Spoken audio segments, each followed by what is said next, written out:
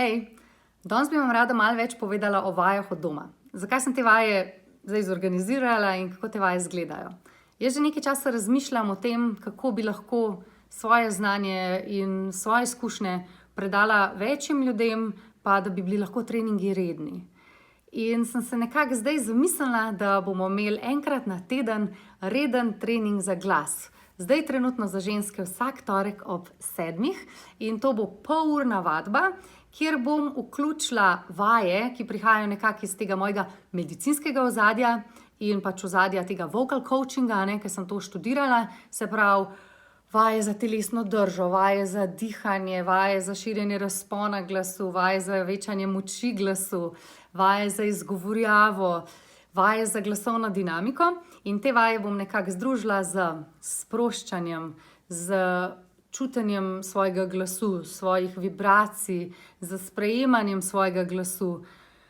Ker sem ugotovila, da to dvoje mora iti res zelo skupaj. Če mi v bistvu svoj glas ne sprejemamo, bomo težko na polno peli ali pa na polno odprli svoj glas. Tako da bomo delali veliko tudi tega, bomo naredili kdaj tudi kakšno malo meditacijo za glas, za sprejemanje sebe, za ljubezen do svojega glasu.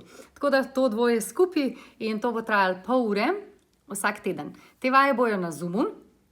To pomeni, da ti se v bistvu samo prijaviš v učilnico, med samim treningom imaš načeloma izklopljen mikrofonček in ti v bistvu poješ v svoji sobi. Če nočeš, ne rabiš nikoli pokazati svojega glasu, če te je strah.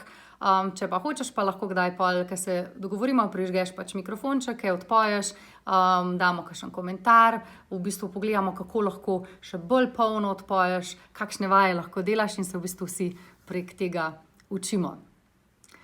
Kako se na te vaje prijaviš? Na te vaje se prijaviš preko našega e-maila ali pa preko nekega obrazca na spletni strani.